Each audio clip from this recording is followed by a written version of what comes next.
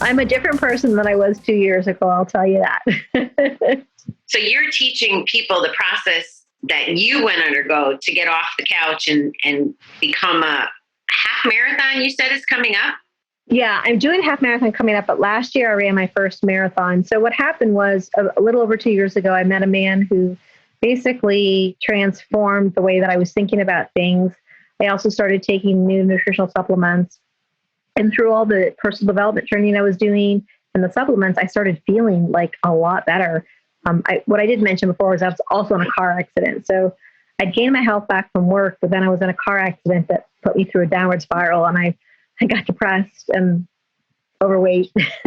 And one day I went to the doctor's office and I sat on the scale and I weighed as much as I did when I was pregnant with my second daughter.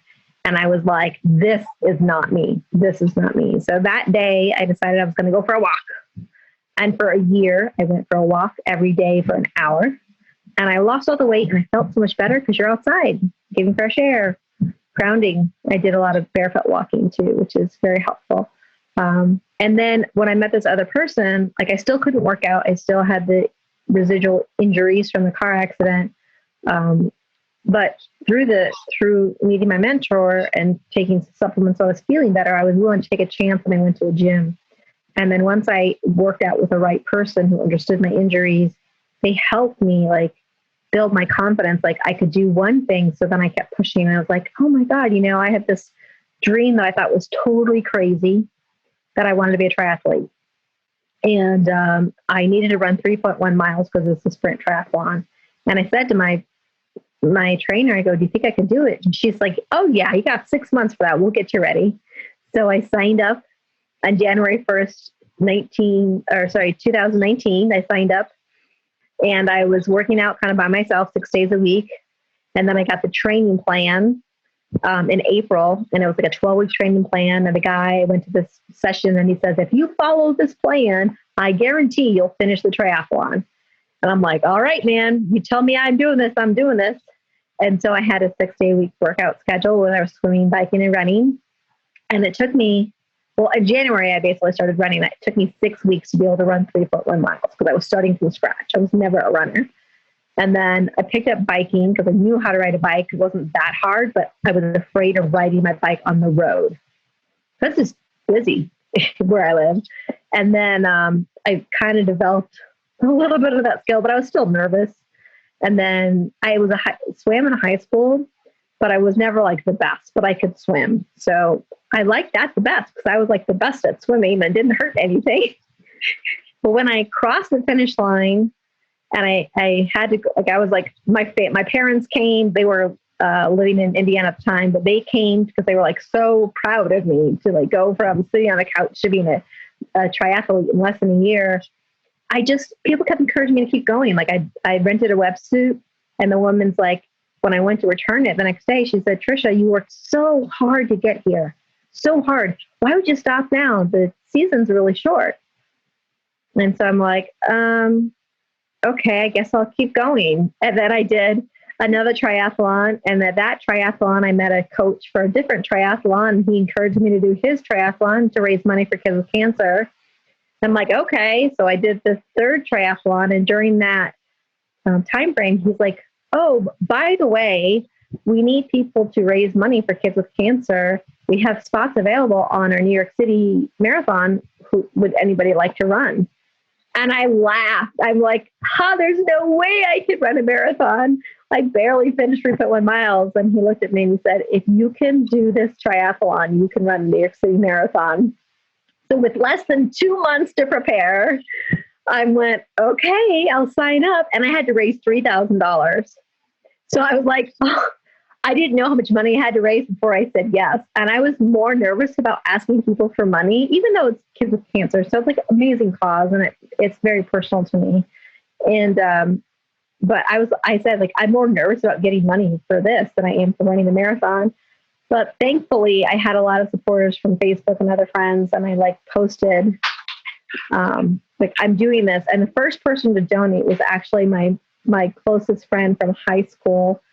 And why this was so personal to me is I had helped her when she had to short-term move to New York because her son had cancer. and he unfortunately passed, which is why I was passionate to raise money. But literally the second I posted it to Facebook that I was doing this, and why I was running the marathon, because everybody from high school knew Tricia doesn't run. She's a ballet dancer. The father was the first one to donate money. And I was like, oh God, like, you're paying attention to me, because you know how the Facebook algorithm works. Like, so, I was so proud. Like, my parents, still living in Indiana, flew out to New York, or drove out to New York. My brother came in from Massachusetts, and we made like a weekend of going to New York and enjoying the weekend. And that was 2019. And it was just such an emotional thing to know, like, I wasn't doing it for me. I wasn't a runner before, and then I became a runner. And so I hear a lot of people tell me, oh, I'm not a runner. And I'm like, I wasn't a runner either. I became a runner because I decided this, raising money for kids with cancer was way more important. That family has it way harder than me to try and figure out how to run 26.2 miles. And when you're about to hit the wall, it's like 20 miles or 22 miles. And you're just thinking, man, I just can't go on any further. Like, I just think back to Jack. And that was the son of my friend who passed.